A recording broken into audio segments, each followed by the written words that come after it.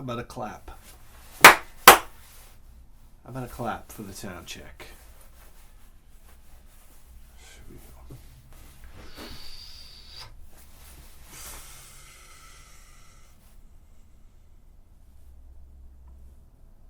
Anybody know how this one's gonna go? Yeah, I don't know. What do we do? Tap the bottle? Twist the cap? They came up with that because of the song. Come on. Tap the bottle and twist the cap. I don't know about you. I wasn't tapping any bottles. I was just twisting the cap. You guys don't know what I do for this fucking show. You really don't. Cheers. Oh, that smell brings back memories, baby. Oh, man. Brings you right to the street corner. It really does. Go out and get yourself a 40, man. Stop the video right now. Go out and get yourself a 40 ounce. You have to drive all over. I had to drive all over town to get this. I had to drive. Hold on a second.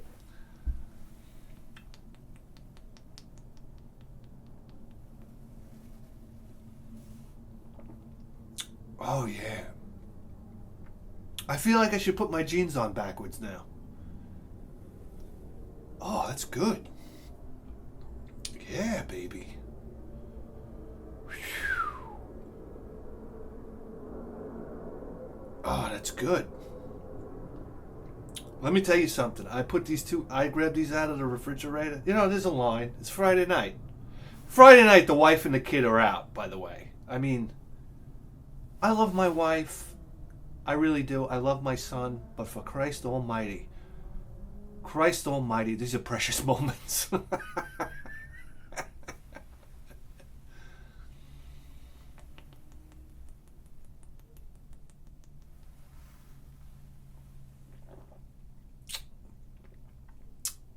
Wow. Excuse me. That ain't bad. That's not bad. It's not bad.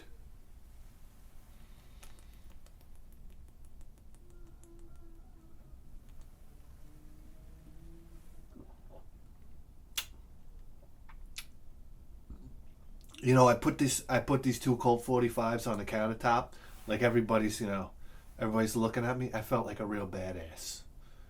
Oh yeah. This ain't Bottles and James. Okay? This is the real deal. Remember when you were a kid? Listen, I remember sitting on the side of my house in the dead of winter, basically sitting in the snow. You know, what we used to do, number one, to get beer. I installed car radio for this Indian guy that worked at this convenience store. And that was like the hookup. It was either that or you'd stand outside at 7-Eleven. Hey, man, can you mind buying us beer? Which worked. That worked, too. But if somebody had beer, like, we'd all chip in and get a 12-pack of Molson Ice. It had to be Molson Ice. It had to be the most... where we never drink in our lives, and of course it's got to be the most powerful beer you could possibly buy. What was Molson Ice? Listen, I know all you dirtbag craft beer drinkers today get like 20% beer now. It's not even beer. But back in the day, you didn't have this garbage. You had Molson Ice. They were 5.8%.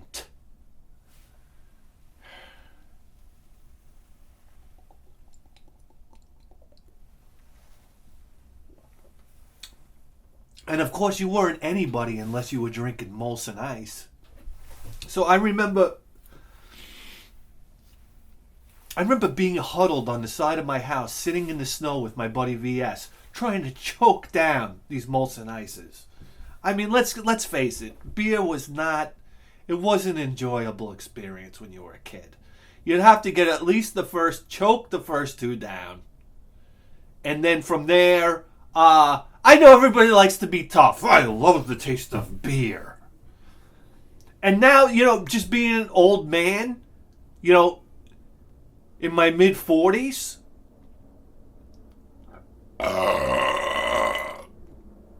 you know, it's like any opportunity you get to be away from your wife belittling you and your kid kicking you in the shin tastes delicious. It's like this 40 ounce tastes like ice cream cake now. You just used to have to choke it down as a kid. Now it's like, wow, I could do this on a regular basis.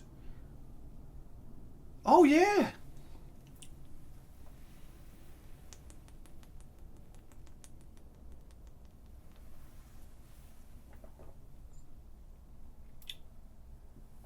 There is nothing wrong with that beer. Well, malt liquor, I should say. You know, listen, I'm sorry if I'm being a gavone with it here, but I mean, I got limited battery life. That's like another stress. This is the most stressful part of my show, is I got a camera with a battery on it and a limited amount of memory. I just want to be able to plug my camera in and have unlimited memory. I sit here, I got a microphone that's probably gonna fuck me tender tonight. It's nothing but nonstop stress.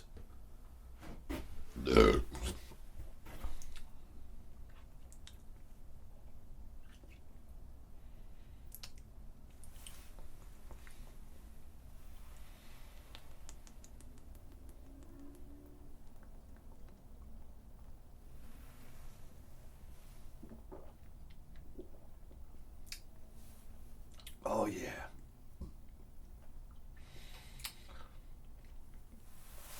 I'm trying to think of my first beer drinking experience. I can't remember. I remember the first summer where we started drinking beer. You know, it was magical. You know, we used to hang out with girls and, you know, neighborhood girls and all the neighborhood guys, and we'd drink, and it was just like very innocent. Very innocent.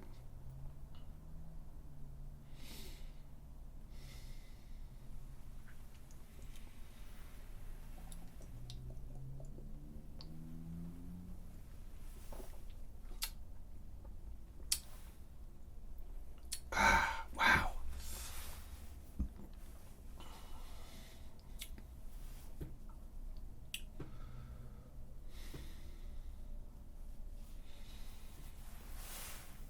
Oh, it's really good.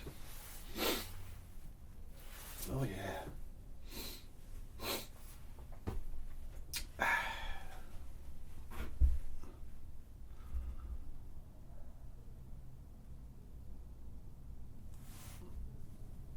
It's amazing the stigma that's attached to a 40 ounce. It's just like, you're not. Listen, if you see a guy drinking a 40 ounce, you know life isn't going well. Let's be honest. You know, you know, there's problems here. This is why is that? It's like the bigger the beer you drink, the more people look at you like, you know? This is like having a tattoo on your face. You get caught with one of these babies, it's just like that. It's like, hey, what about that guy, huh? I don't know about you, but listen, do you trust a guy with a tattoo on his face? I know there's nice guys with tattoos on their faces, but I mean, come on. Are you serious here?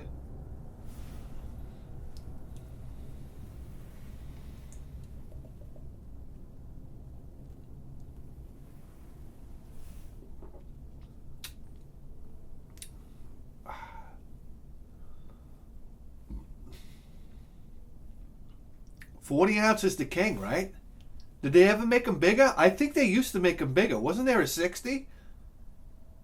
It's a 60. I love it. Listen, I love it. I love when you go to 7-Eleven now and you get these huge, what is it, the double gulp cup. Oh, yeah. And I got this guy at work telling me about how he's got diabetes. If people can tell you if something, it comes out from one side of their mouth and then you see something come out of the other side of their mouth. I don't know what's going on. This guy tells me he's got diabetes. He comes in with a fucking Dunkin' Donuts bag. I swear to God. 2 Boston cream donuts. And the fucking double big gulp. And it's like, oh, you got a, what do you got? Double big gulp there? Oh yeah, but it goes, oh yeah, but it's diet soda. Oh, okay. I guess that, that makes allowances for fucking, 2 Boston cream donuts you have in the bag now, right? Listen, I don't give a fuck. Do what you want to do. But come on. Come on. How you going to tell me you have diabetes one day and you're coming in with double big gulp the next day? People think it was just okay. People just don't give a shit, man. People get to the point where they just give up. It's like, all right, I'll get my legs amputated. What? I'll get a metal leg. Give me metal legs. What are you kidding me? Just want to be a robot. Fucking give me robotic back. I'll be a happy man. This fucking back is killing me.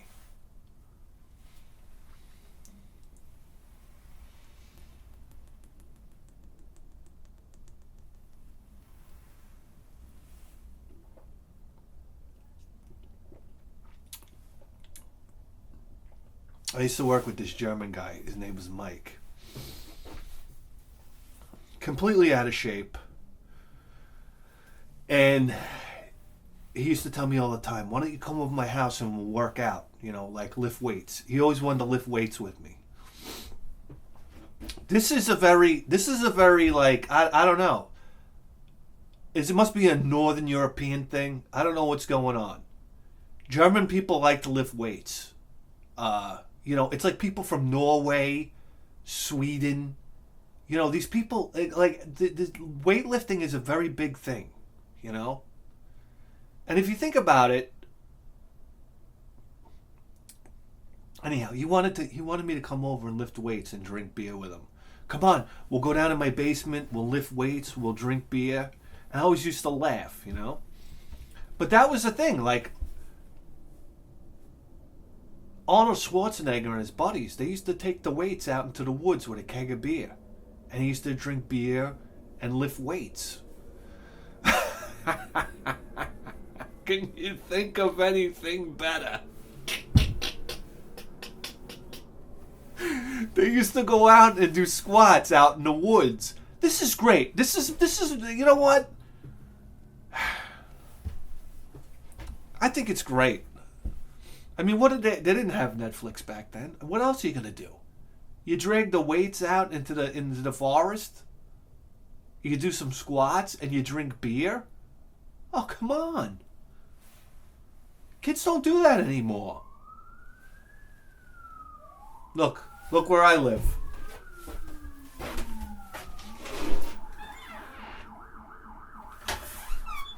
Nice fucking town. Look at this. It's like Jaws. Remember Roy Schreider in Jaws? Is it Schneider? Roy Schreider? I don't know. When he's all drunk on the boat with Cooper. And he's like, the crime in the city will kill you. Alright, has anybody figured out that the show has no direction today? I'm drinking 40s. Let's do it.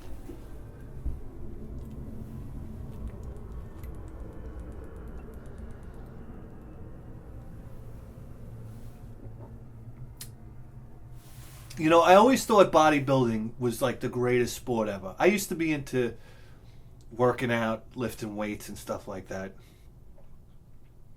I never thought competitive sports, I always thought competitive sports were for yahoos. What do I want to... I want to compete against this guy? This moron? It was like basketball. I never felt like I had to prove myself against somebody else. I never thought like anybody else was a worthy competitor. I know that sounds... I don't know. I just... Like, the idea of competing against another man never excited me. Like, why? Like, what do I got to prove? I don't got to prove shit to this asshole. Even when I would play one-on-one basketball with people, I try to, like, let them win because I wanted them to have a good time. To me, beating somebody was never any fun.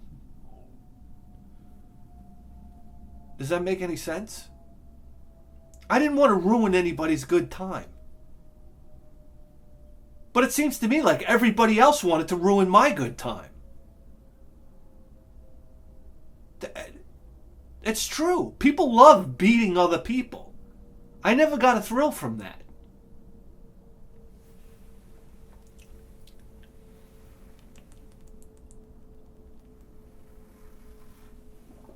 To me, I liked working out. I loved lifting weights. I loved the idea of bodybuilding because it was a competition against yourself. Yeah. Oh, you think about it. If you could lift 100 pounds one day, could you go there the next day and lift 110 pounds? To me, this was the greatest competition of all. So that's why I was always attracted to weightlifting. Yeah. And I remember it all started when I got Arnold Schwarzenegger's Encyclopedia of Bodybuilding. I went to, this is before Barnes and Nobles. You had Warden Books? There was two major bookstores you could go to. You could go to, what was it, Dalton? And Walden Books in the mall. And I remember I got Arnold Schwarzenegger's Encyclopedia of Bodybuilding. And boy, oh boy. Let me tell you something like, listen, we all have YouTube now. The resources that you guys have now, there should be no fat people anymore. Honestly. I had to go to a fucking bookstore. You don't have to do shit. I had to go to a bookstore, find the fucking book, pay a $25.99 for the book, which was a premium back then. It was a beautiful book for the time. And then I read a bunch of essentially bullshit. I read the workout programs for people that were using steroids. You understand? Instead of real life stuff that you learn. You guys, you don't know how good you got it. You really don't. I don't want to hear you fucking complain. All these fucking young people complaining. But yes, that's where I was introduced to all the old school bodybuilders. It was a wonderful book. I used to read it on the toilet. Excuse me. My father would get off-road and four-wheeler magazines. So that was always in the bathroom. I was either reading off-road or four-wheeler or Carcraft magazine, which I would get myself. And then Arnold Schwarzenegger's Encyclopedia of Bodybuilding. And it had I got to know all the old school bodybuilders, And every bodybuilder had a body part. Tom Platz, the Golden Eagle. Well, no. Yes, Tom Platz was the Golden Eagle. He was known for his enormous legs, quadricep development. I mean, Tom Platz was the leg guy. Here were all the bodybuilders and their corresponding body parts. You ready for this? Well, think of a body part. I don't know, chest. I always thought that Franco Columbu. I say Columbo. I don't care. Had the greatest chest, right? He had that chest, and it was usually some of the pictures that they took of him. He was Italian, so he had the hairy chest, a little bit of a hair on the chest, but he always had the good separation between the upper pectorals and the lower pectorals. He had that like striations across the chest. Yeah, Franco Columbu. Arms were Larry Scott, right? The inventor of the preacher curl, right? Larry Scott, Arnold Schwarzenegger, and Dave Draper. Yeah. Arnold had the guns. What did he have? 23-inch competition guns. Is that a lie? Listen, everybody lies about their arm size. You never know who's telling the truth.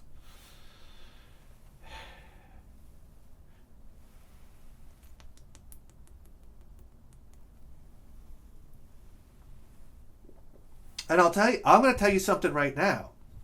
Listen, we all watch Pumping Iron, and you see Arnold Schwarzenegger, right? Arnold Schwarzenegger was not built better than Serge Nubret. Serge Nubret was the black guy out of France. No, sirree, Bob. Serge Nubret has a better build than Arnold Schwarzenegger. Let's face it. Arnold Schwarzenegger has those classic lines, that big frame and whatnot. But Serge Nubret was like fucking incredible physique. He should have won the universe as far as I'm concerned. I love Arnold Schwarzenegger. I love him to death. He's one of my biggest heroes in life. But I got to give it to Serge. What was that, 1975? Olympia?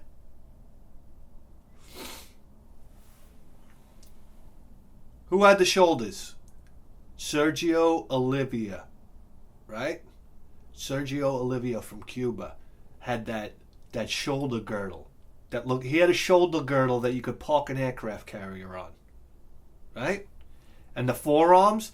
Serge Nubret was the only one that could get away with that pose. You know how they used to pose that old school bodybuilding pose, where they'd pose like this, and nobody liked to do it because what would happen? The veins would disappear.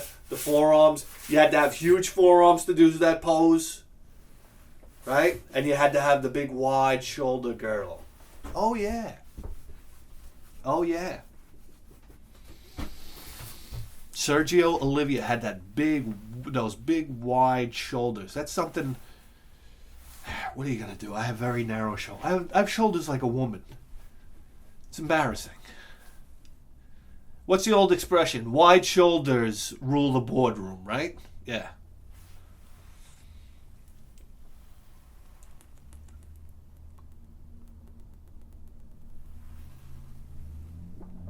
I always had poor genetics.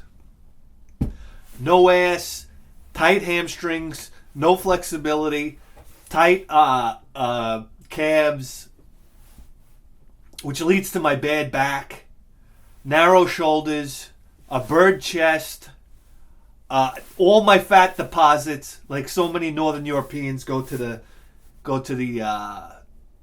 my fat deposits go to the stomach. So all my fat goes to my stomach, skinny legs. I mean, you want to talk about a fucking disaster.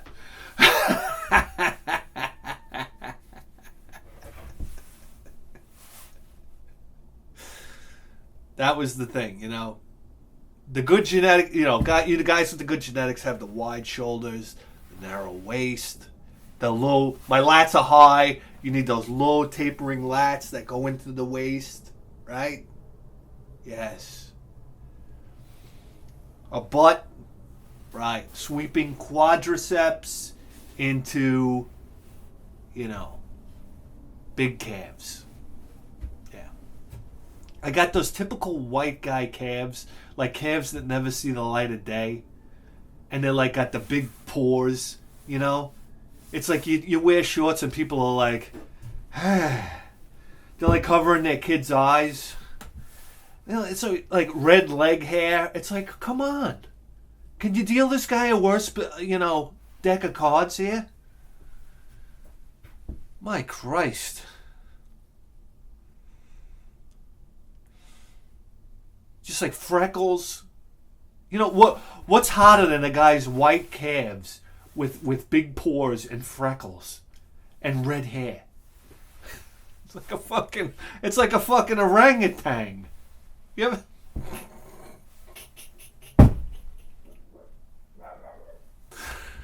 Oh my God.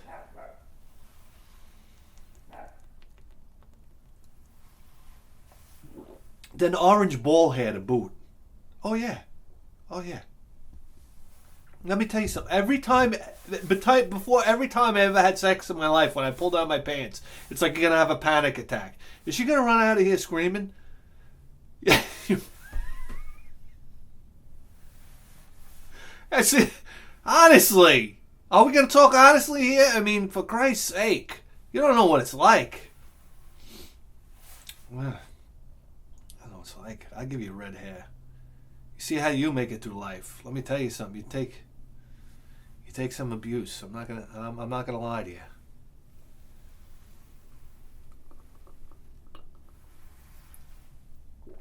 That was the thing. Who had the back? Franco Colombo had the back, right? Yes. Franco Colombo had an amazing back. Robbie Robinson had an amazing back. Yeah,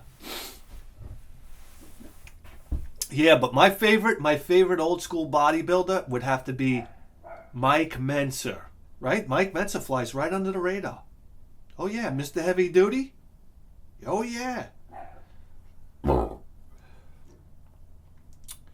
He had who had the peaked biceps? Albert Beckles had those biceps with the big peak on them. But he had a face only a mother could love. It's true. It's true. Biceps. Arnold had a good peak on his bicep. Lou Ferrigno had those really long biceps. Remember? He had those really long bellied biceps, but they didn't have the peak to them. You know? I tell you what, half of being a bodybuilder, more than half, 80% of it is good genetics. I don't care what you say. I worked with this guy who's from he grew up in Jamaica. He's Jamaican. He grew up from the time he's a teenager to the time he came to America carrying, basically he lived on a farm and he would pick cabbages, and they put the cabbages in this big basket, and what he'd have to do is he'd have to lift the basket onto his head and then walk up a hill. We're talking up a hill for miles, okay? And then dump them into the truck, go back down the hill, pick the cabbages again, okay? You never, ever in your life will see a build like this guy has on him. He's in his 50s now. He's got forearms like Casey Viator. Remember Casey Viator? You want to talk forearms? You're going to talk Lee Priest, and you're going to talk Casey Viator. They had the biggest forearms of all time. He's got forearms that can match these guys. Incredible vascularity, just like ripped, like horse muscle. You know how horses just have like ripping striations in their muscle? Yeah. Bicep, tricep, chest, the whole thing is there. He never worked out a day in his life. It was from the farm. Do you understand? The training on the farm, the endless training on the farm.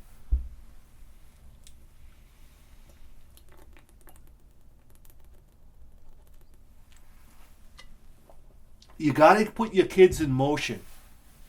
The body was designed to work. And this guy works like an animal. Into his 50s, he works like an animal. He works 2 jobs. He doesn't work 2 jobs. He doesn't stop working. Because he works the job that he does here, and he works like an animal. And then he goes and he does side work. And his side work doesn't stop. He tells me he gets home like 9 o'clock at night, 10 o'clock at night. It doesn't stop. This guy doesn't stop. There's people with engines that run all day long and don't stop. This guy doesn't give himself a chance to breathe. Do you understand? And he's built like a fucking Sherman tank. It's incredible. It's incredible. We're lazy. We're lazy. I'm lazy. Yeah. These fucking kids are lazy today, man. They're fucking lazy. And I want to tell you right now, the problem with everybody's got ailments and problems and whatnot with their body. And you know why? You're not working hard enough. You're not. You're not getting your body in motion. The body was designed to work. Remember these guys in World War II? They were captured by the Japanese. I remember listening to this story. It's fucking horrendous. I don't know the names or the facts, or I really shouldn't even be talking about it, but these American prisoners of war were captured by the Japanese.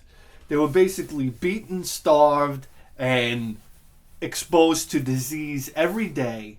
and they were forced to work on a bridge. They were forced to build this bridge. They were forced to work like 20 hours a day with zero nutrition.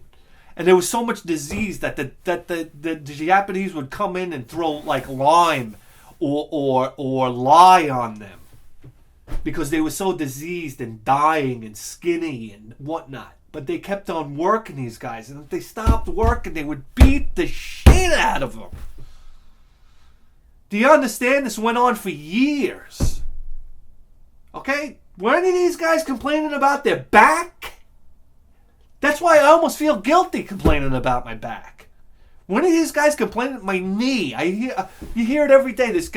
People complain to you about the fucking hangnail. Do you understand what these men were going through? And when the United States finally got in there and found these men, the soldiers that found the men were breaking down. Not even the men that got found by the soldiers. They were so far gone. The soldiers were breaking down. Do you get it? To find these men in such a state. What are you complaining about? You got food in the fridge. You got medicine. You got water. I mean, you got a 40 ounce of Colt 45. For Christ's sake. God almighty. Sip a Colt 45 for these veterans, damn it.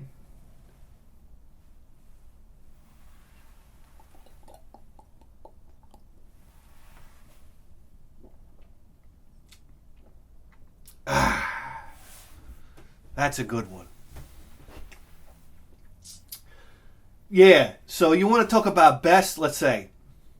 Where do we go? Forearms, shoulders. Yeah. And then you had modern bodybuilders, right? Then there was almost like a gap between the old school and the modern bodybuilders. There was like this gap. Does anybody else see this?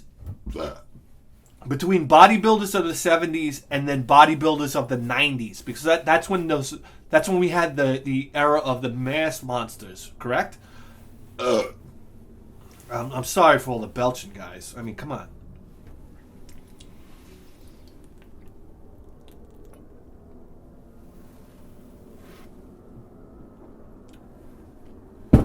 You had to... Am I wrong here? It was like the 80s? For bodybuilding was like who? Lee Haney. Right? Lee Haney won 8 Mr. Olympias. Doesn't he still hold the record? I'm not sure. But it was like Lee Haney. And I remember we used to go to my friend Frank's house. And his father had like a gym upstairs. And we all used to drink. Frank's parents used to go out every other weekend upstate. They had a place upstate New York. That's like a thing here in New York. You know, you live in shithole Long Island, and then you have like a country house upstate New York where you can get away from shithole Long Island. And you know, they own a mechanic shop, so they did well for themselves. So they would go away, and then Frank would throw a party at his fucking house. Oh yeah, and you have no idea that we used to drink. We'd go up to the workout, and we'd see who could curl the most. Oh, what fun! Who could bench press the most? Who can, you know? This is like guys getting together, and we were probably drinking. We weren't drinking 40s, right? We're drinking beer, and just and lifting weights. You know, that's a big part of growing up. You're like seeing who's stronger than who. You know, because the weights don't lie. You can have a big mouth and, but you get up there and you lift some weights anyhow. There were pictures of Lee Haney on the wall. I remember that. And it was so odd because, you know, listen, we're talking about an Irish family here. They might not have been so racially friendly. I don't know. I don't know what to say.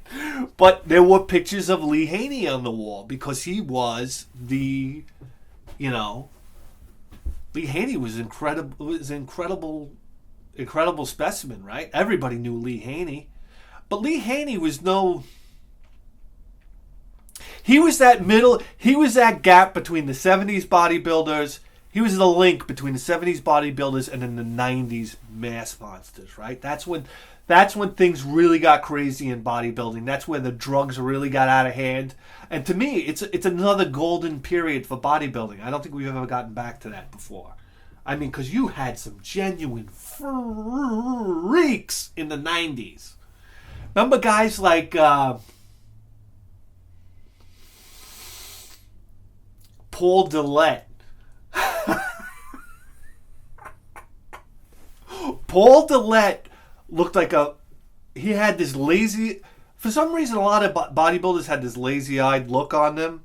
I think it's just like the over abundance of testosterone gives you that lazy, like Garfield, half-closed eyes almost. I don't know. Paul Delet looked like a combination of the goofy Godzilla. Remember when Godzilla got goofy? Godzilla was serious, then got goofy, and then got serious again. Oh, yeah. Sip of 40 ounce for Godzilla.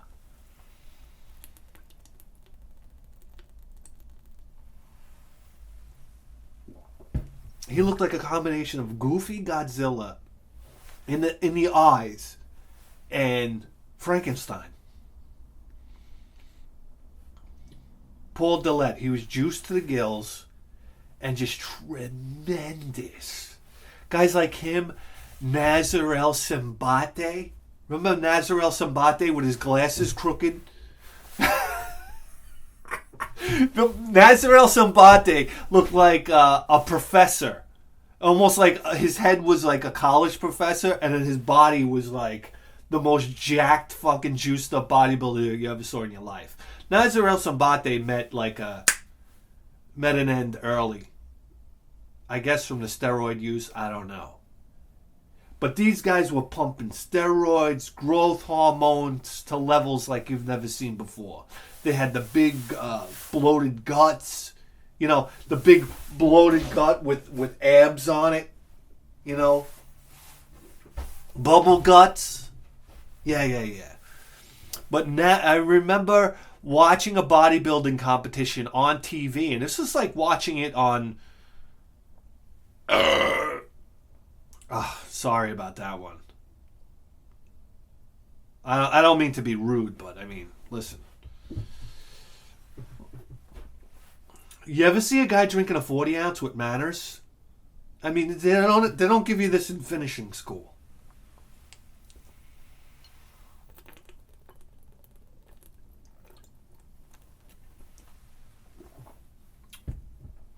Yeah, Nazar El Simbate, he died something. You had guys like Mike Matazzaro. You remember this guy? He's another one that corked off. This guy would put... I remember reading... This is when I got... There was two books that really influenced me when it came to training in the gym. It was Arnold Schwarzenegger's Encyclopedia of Bodybuilding, and it was Modern Bodybuilding, Muscle Mags, Modern Bodybuilding, and this is how I got to know all the modern bodybuilder guys like Flex Wheeler, right?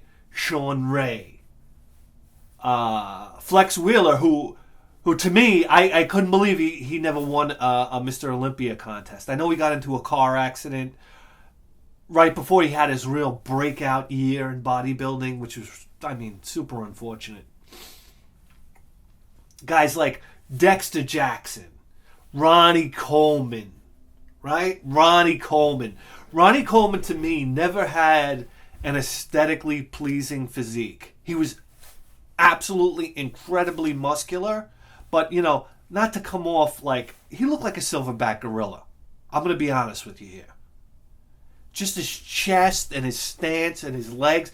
He was ridiculous. Nobody was lifting like Ronnie Coleman. Ronnie Coleman was so special because he was a power lifter, right? And a bodybuilder at the same time. I mean, the deadlifts he used to do, the bench pressing, with like, what, 180-pound dumbbells and stuff like this? Incredible. But guys that used to inspire me during the 1990s was Lee Priest. To me, I don't think anybody else had a physique like Lee Priest. Lee Priest was the closest thing to a cartoon character that you're ever going to see as far as bodybuilding is concerned. The only thing that held Lee Priest back was his height. Yeah, you can't be a short bodybuilder. I'm sorry, it doesn't work. You heard it here. It can't happen. It just can't happen. Look at Lou Ferrigno. He got fucked. Not Lou Ferrigno. Franco Colombo. He got fucked. Let's face it. You can't come. Listen, you can't. I don't care how jacked you are. You can't come out at 5'2". It ain't happening. And that was Lee Priest's story. You know, he was short, immensely strong. Listen, I'm going to tell you something right now. My training partner was this kid Anthony. Greatest guy you're ever going to meet in your life. The guy was the funniest guy ever, but he was short. And he was strong. These short guys, don't let them fool you. I try to explain to everybody, when you do a bench press and you're a short guy, you don't have any leverage against your joints, and you don't have any leverage. Like me, when I do a bench press, my arms are all the way out here. I have a long wingspan. It's a lot more weight. Nobody understands this. I tried to explain it to him because he could have out bench pressed me. I'm like, yeah, you're 5'2". Sure you can. And out squat, what are you going to do?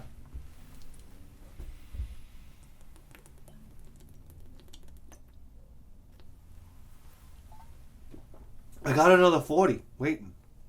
But I don't think I got the battery life. We're taking it all the way down to the end here. And you know what? Shit's going to get crazy.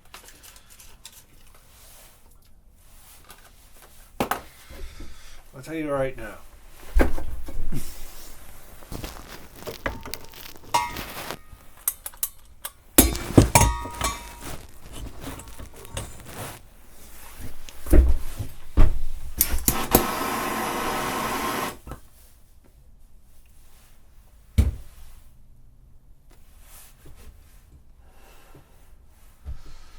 Yeah.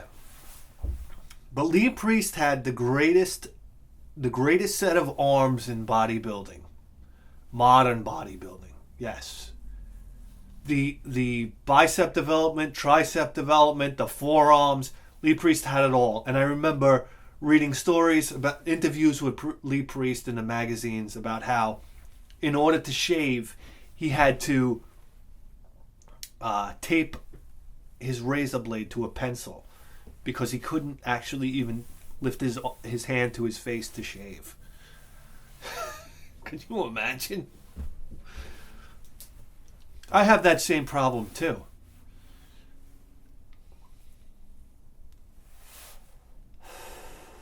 And one of my other heroes growing up was Dorian Yates. Right? Dorian Yates followed the same principles. I never really thought Dorian Yates had an Olympic winning physique, by the way. I know he had that hard, grainy muscle, but Dorian Yates was brave enough. A bodybuilder from the UK, by the way. Hey, all my brothers in the UK. Cheers.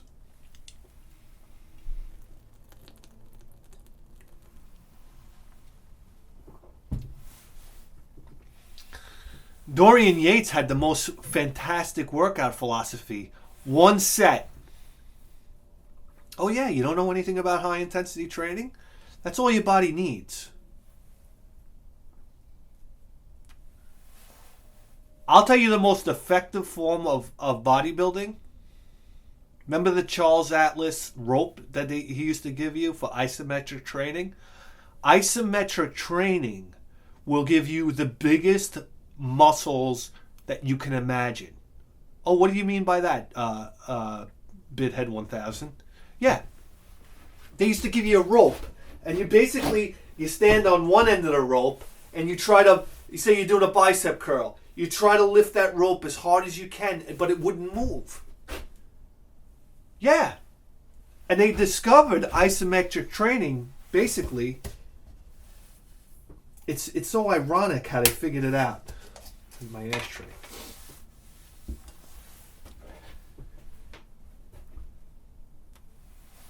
It might have been the military.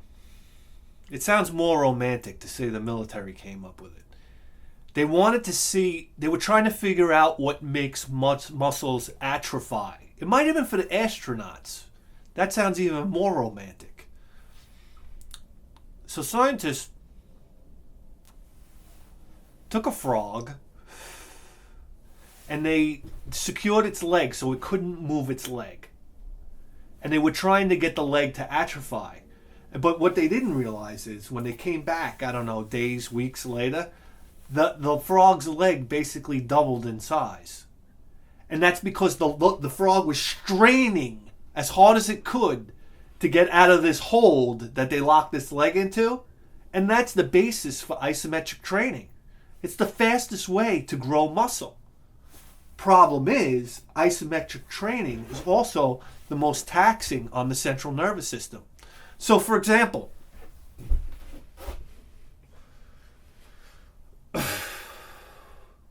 you want to grow the biggest lats?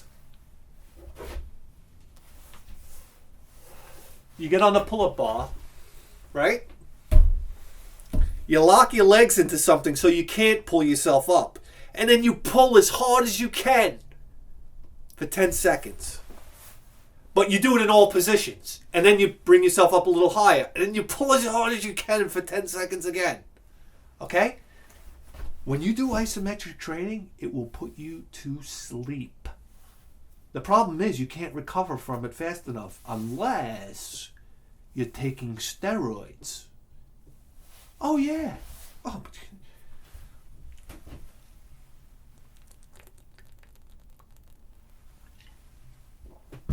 I did some hardcore isometric training once.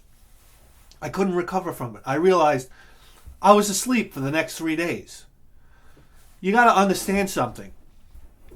The biggest thing holding you back. I got these nut jobs at work. They're working out. I got a guy, he's 45 years old. He's going to the gym 6 days a week. And I never see any results.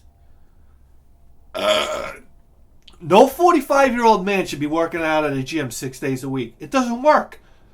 The most important thing for a guy that age when you're working out at a gym is rest. 3 days a week. Maximum. And I got news for you. If you have to go more than that, you're not working out hard enough.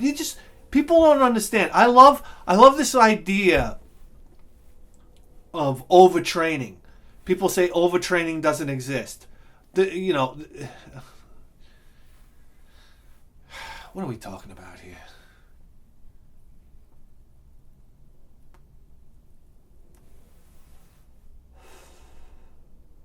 The guy that says overtraining doesn't exist never worked out very hard. That's all I got to tell you. It's a very real thing. And I tell you, I've overtrained to the point where I almost died. Oh, yeah. Listen, the peak of my physique I was 235 pounds.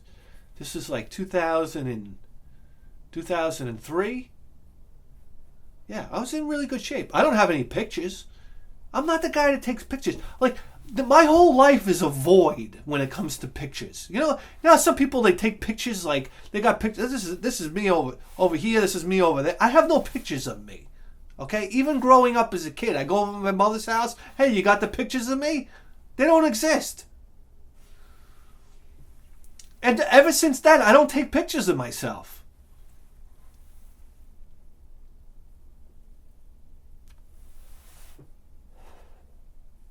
I'm not going to lie, I was a bit of a specimen back in 2003. Oh, yeah. It's not documented, though, so I have no way to prove it.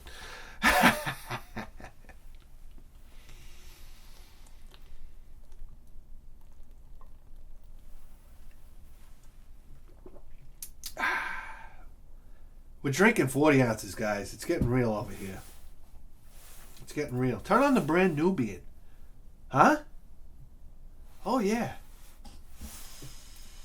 Turn on the brand Nubian already. You know, one of my fondest memories is my nose running all over myself. If I'm out in the cold, I have a perpetually running nose. It's disgusting.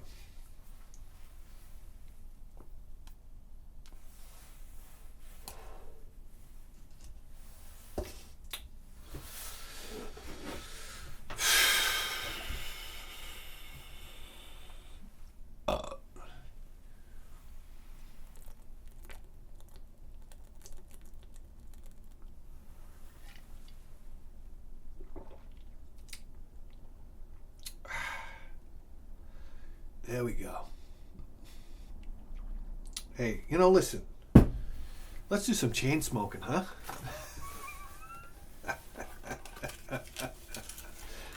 Like who? Like what's his name? Lee Priestley. Remember from 90210? Remember 90210? It was Lee Priestley. Lee Priestley. Jason Priestley. Jason Priestley and Luke Perry. Luke Perry just died. How did he die?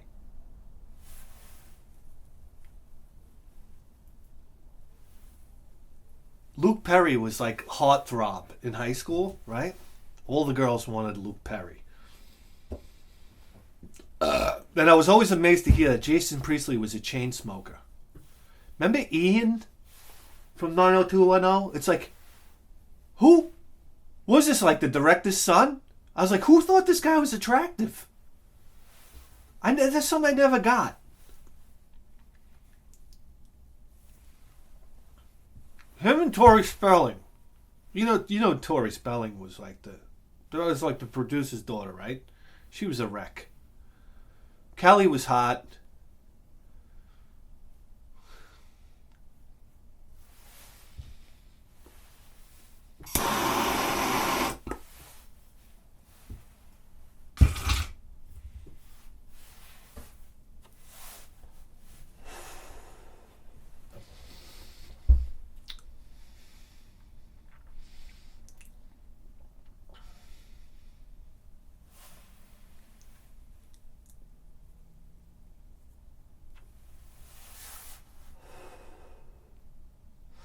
The very first cigarette I ever smoked was a Camel No Filter.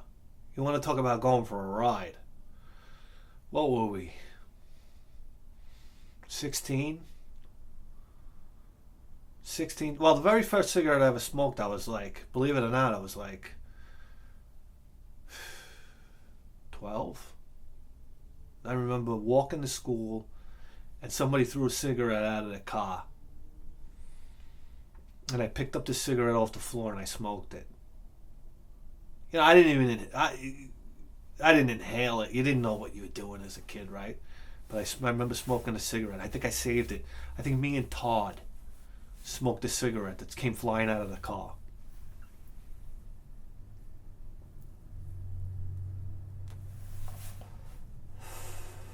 But the very first cigarette that we inhaled, we bought a pack. I remember just bored summer night, buying a pack of Camel No Filters. And I remember smoking that cigarette and almost passing out. This was like doing hardcore drugs.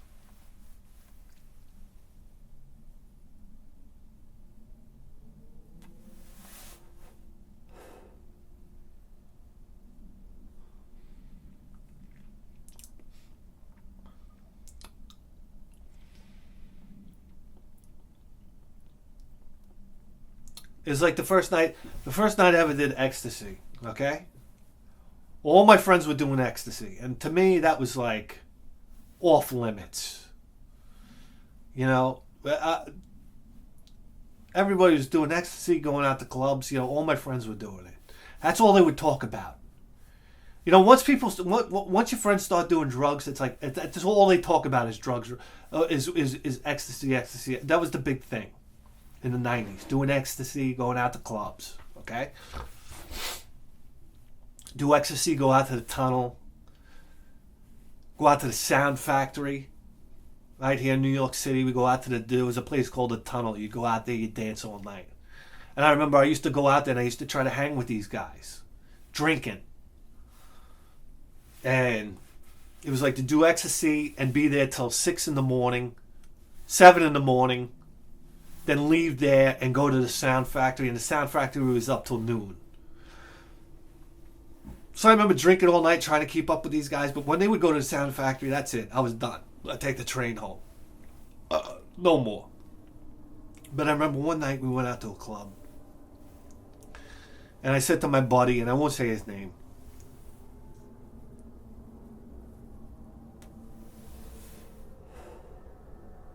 I said, we made a pact with each other. I said, hey, let's try this ecstasy. Everybody's talking about it, non-stop talking about it. What are we missing out on? Let's both do it tonight. We make a pact. We'll do it one time.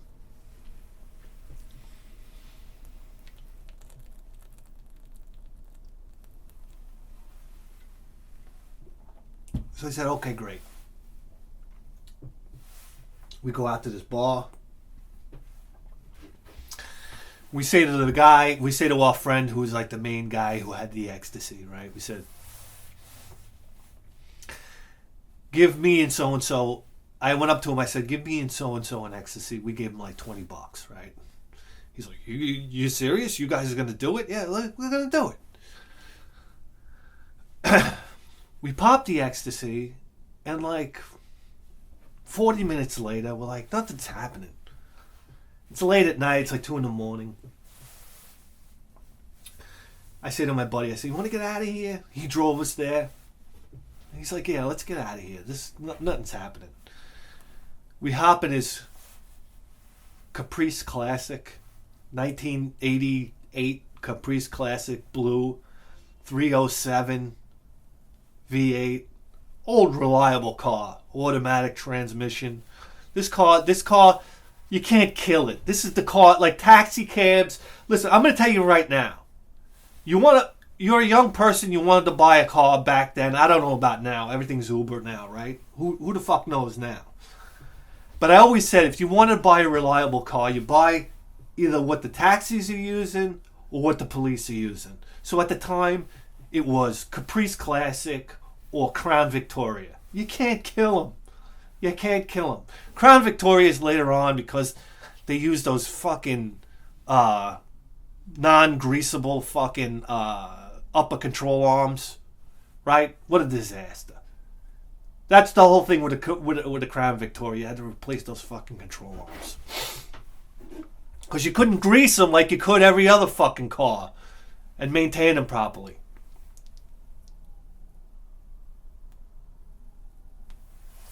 We hop in this Caprice Classic. We're driving home. You know, nothing's happening. Next thing you know, we get a cop behind us. Woo! And I don't know what it was. It must have been like the adrenaline rush or the seeing a cop made your heart beat or whatnot. It must have pumped the ecstasy through our bodies. And as soon as we saw those lights flash, we're sitting in the car and I'm like, say his name is Tony. I said, hey, Tony, are you feeling this? And he goes, yeah, I am.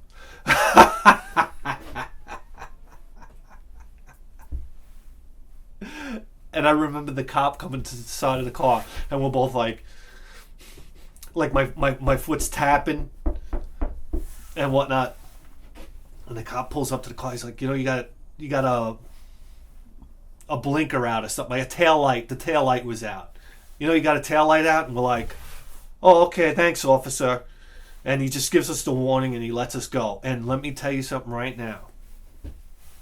All I wanted to do was to get back to that club and hear music. But we wound up driving home. We got out of the car. We're walking down the block, and all I wanted to do was either dance or play my drum set.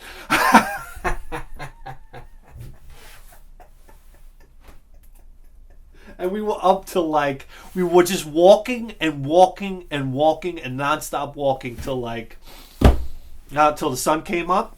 And then once the sun came up, everybody, we wound up hopping on a boat and going out to the Channel Islands. I mean, we were up for hours on end. Great feeling, I gotta say.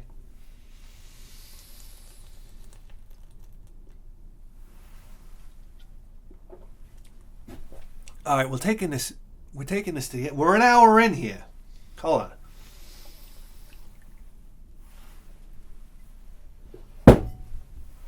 I'll be right back. I'll be right back.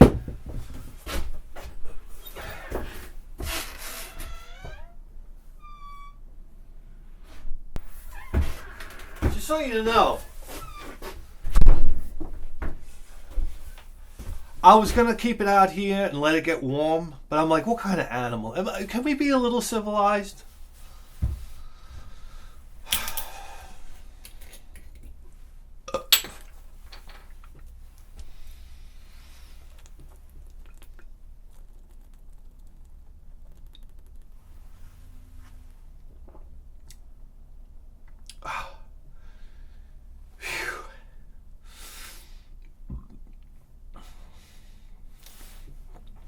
We're back in the house.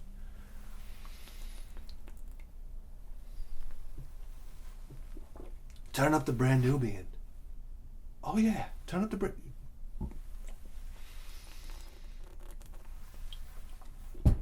brand Nubian, black and white. Remember that song? About the black cop? The black cop that likes arresting black people? Can we talk? Can we be honest here? Here we go, black and white. Can I say the N-word if we're gonna rap? I think I get a pass if I'm gonna rap, right?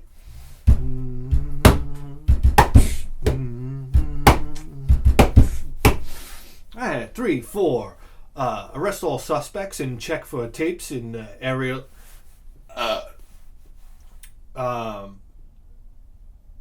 Fuck, I forgot how the police part goes. All right, here we go.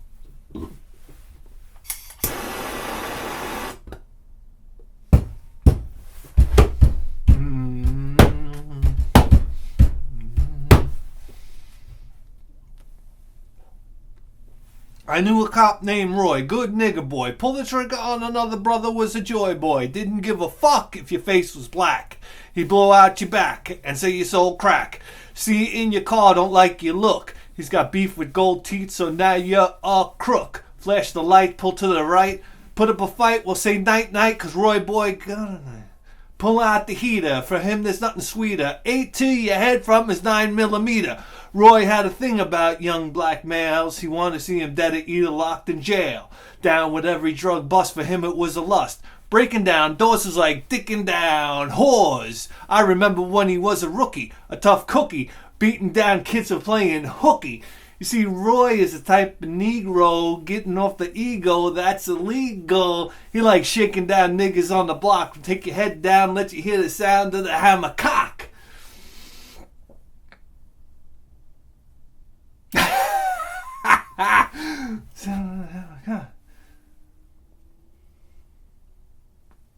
Now Roy's got an answer. Bitch gonna get smoked like cancer. Sticks for all the tricks that Roy's ever played. Toy with the wrong nigga boy, you get sprayed. For all the fucked up shit you put a brother through. Black man, learn to love you, cause even if you can't be in my crew, we'll beat you in your head, leave your ass full of lead, black and blue. Still got it, baby! 1993 coming at you. Brand Nubian. Funk stuff up to your beat down? Funk stuff? You want to do punk stuff up to your beat down?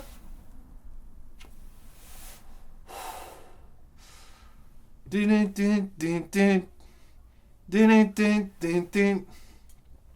Oh, how about ODB? Brooklyn Zoo. Brooklyn Zoo. Shame on you when you stepped up to the old dirty bastard.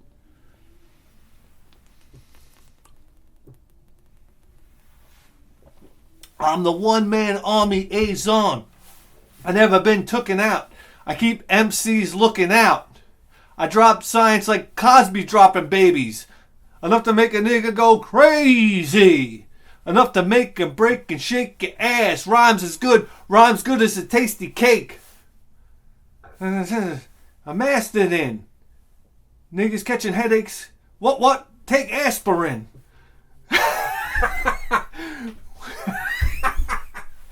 Woo! Listen.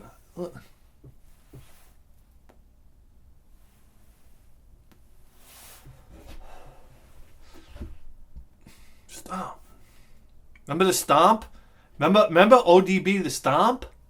Come on. Oh shit, I gotta piss. I'm pissing in this 40-ounce bottle, by the way. Listen. Let's not pretend like we got class around here. The show must go on.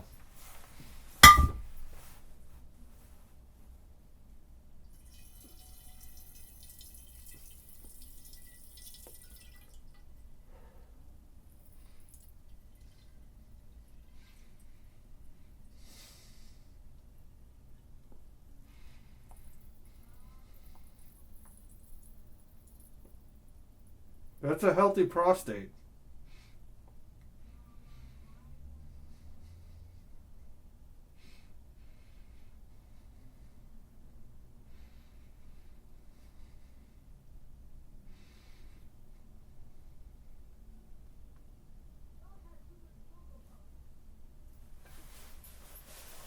Not only do we drink 40s, we make 40s. You heard it here first. You really did. All right, no more rapping. I understand. Listen. No more rapping. You want to do some KRS-One? Guys.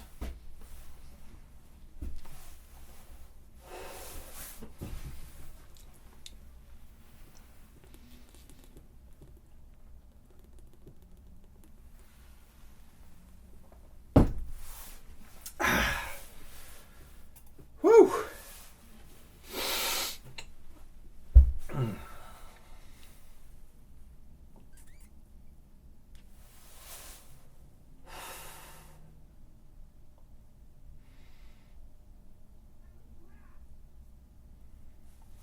You know, it's funny. My buddy Phil, we'll never forget the day when Phil came out.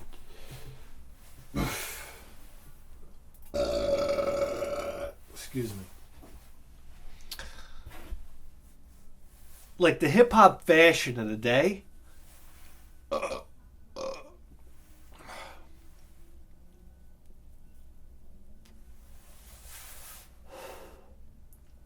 It was like crisscross. Remember crisscross? They wore the pants backwards and this, that, the other thing. Sparked like a whole revolution. Like the baggy pants and this, that, the other thing. I'll never forget the day we're all hanging out and Phil comes down the block and he's got the whole cross colors outfit on. Do you remember cross colors? Oh yeah, this was like something like you never seen before. Phil had the whole cross colors outfit. I remember, I think his grandmother bought it for him or something like that, which was even funnier. But I mean, this was like... I don't know whether Phil got respect for the cross colors outfit or it was like a little like, whoa. I don't know. But for the time... It was like the new thing. Cross colors, yeah. Remember in the mall they had like merry-go-round? And what was the other fucking store they had? It was like all hip-hop clothes, you know? Who's coughing out there?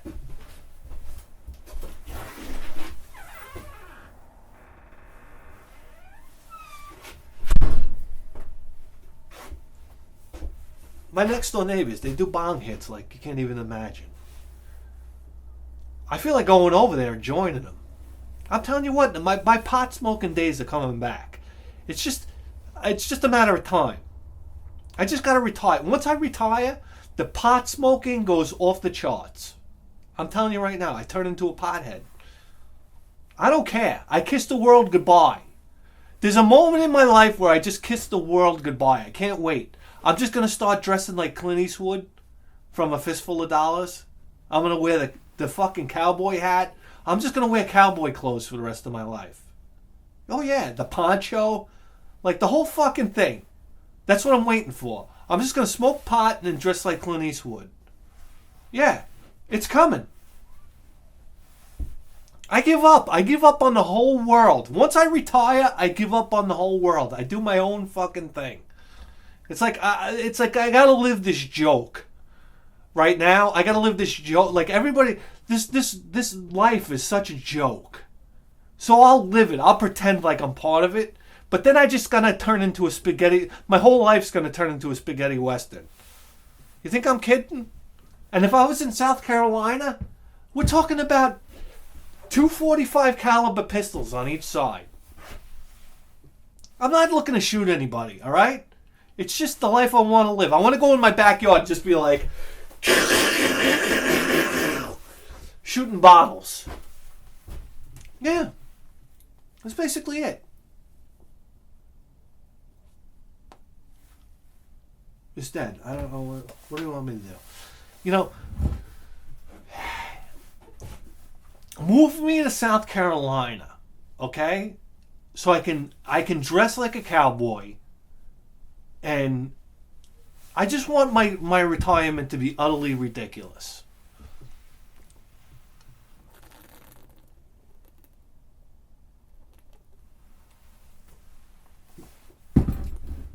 I'm gonna play the game with you assholes now, okay? I'll be like a normal guy, like, you know, hey, I got my LL Bean jacket and I go to work. You know, I do what I gotta do now. But there's gonna come a time where it's like, that's it. I go into La La Land. I'm sick of it already. I'm sick of it. I'm gonna walk around with a bandolier around my shoulder. Like, is this guy for real? They're gonna. When I'm in retirement, they're gonna look at me like, is this guy for real? And yeah, be the realest motherfucker you ever met. Please.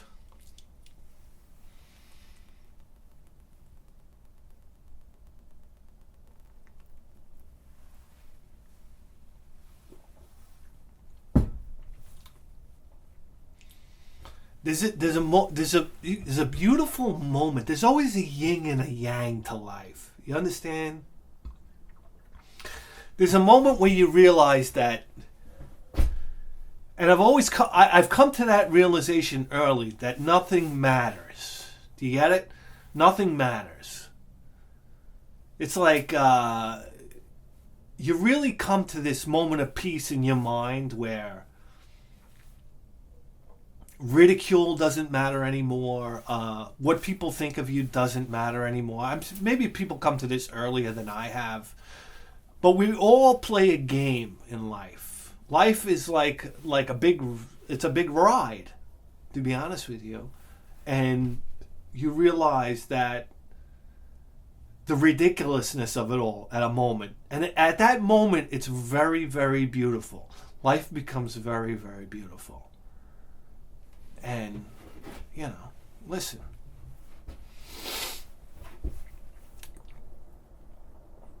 I don't know what it is. Maybe the testosterone drops off, or it's like there's a master plan involved here that's bigger than all of us. Do you understand that? Especially as you get older.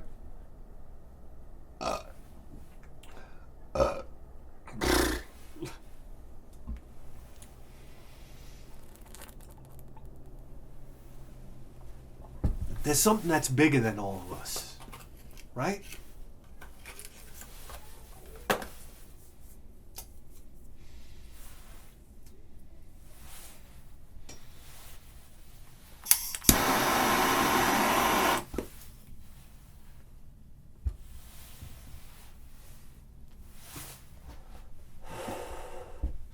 That's why it's very important that you make it this far. To discover that.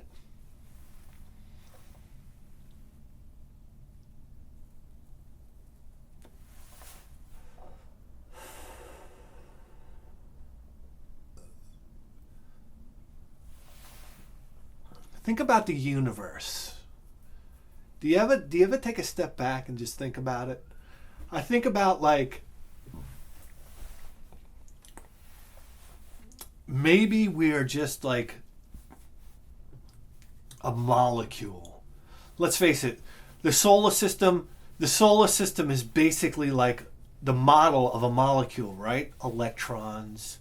I mean, if you think about it, like the sun would be like a neutron, and we're just like electrons revolving around it, right? What if we're like just like a molecule of something bigger, and our sense of time and space is so slowed down, but to something bigger? Maybe we're just like a molecule of an existence that only lasts for nanoseconds to a much larger picture, right? I always imagine that's what the universe is. Because what's very small to us? An atom, right? An atom exists for, I don't know, how long does a molecule exist? They say when you clap your hands, you kill hundreds of thousands of different molecules, right? Well, maybe our existence is one of those small molecules. And it's a flash. But each of us individually worry about every little thing, or stress out about stupid little things, when we're just this little pale blue dot of a molecule that exists for a nanosecond in a greater universe.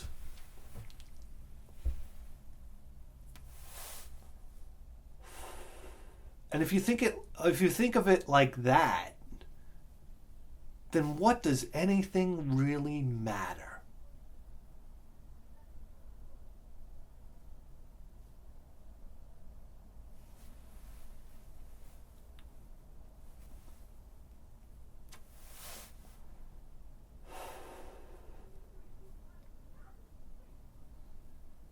And things in our mind seem so big.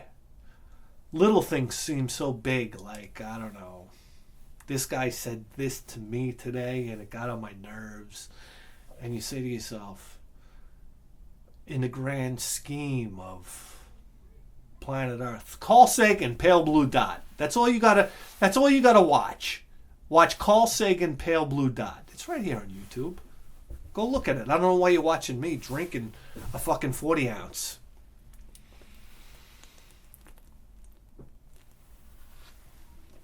When you can watch that, and it really puts everything into perspective.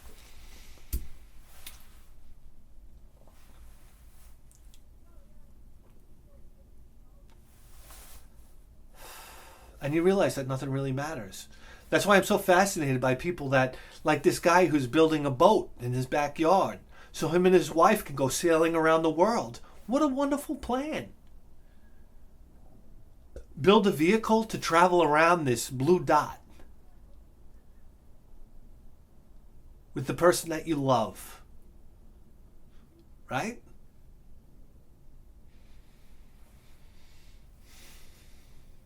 I don't know.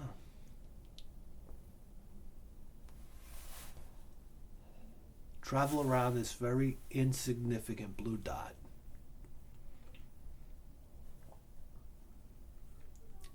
We're an hour and a half into this.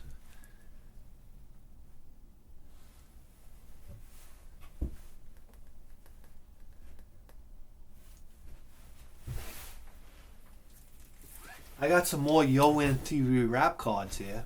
You want to check it out? Let's do it. Hey, what else do we have to do?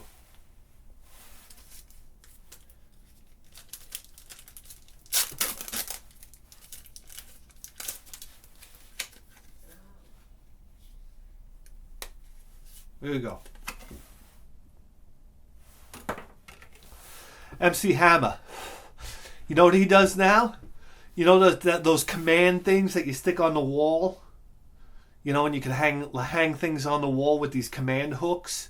That's MC Hammer, what he's up to now. LL Cool J. Yeah. LL Cool J, the rapper that nobody ever took really seriously. Correct? Am I wrong? I'm not wrong. Public Enemy. Public Enemy with what's his name with the clock around his neck. My sister said it best. He's got time on twine. I don't know. Young MC. Yeah, he used to write everything for Tone Loc, right?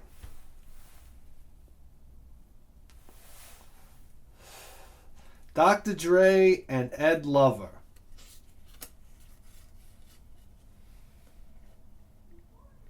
Dr. Dre and Ed Lover. De La Soul, right here, Amityville, New York. Yep. Belle Biv DeVoe. Poison. That's all you gotta know. Tone Loc. Tone Loc. Funky Cole Medina, Wild Thing. He made a wonderful career for himself.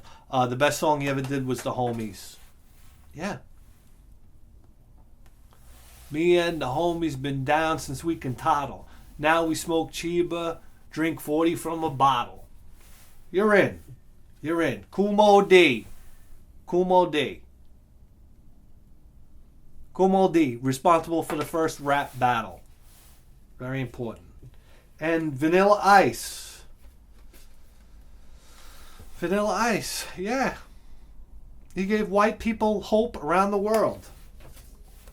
And this right here, your MTV Raps, be an instant winner.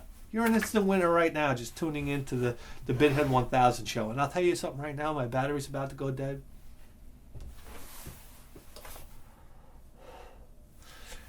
You just tuned into the greatest video game program in the history of human civilization. And you better believe that. With a 4K face!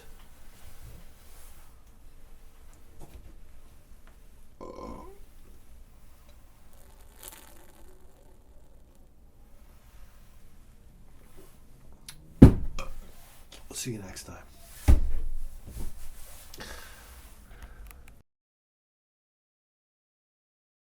TB Adventure. Oh, you put the ball back in the box?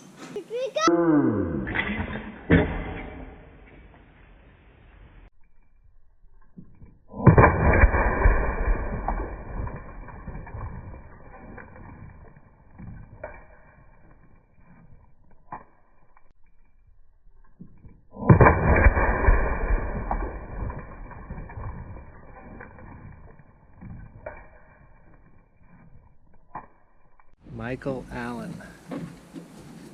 Michael Allen. You said go.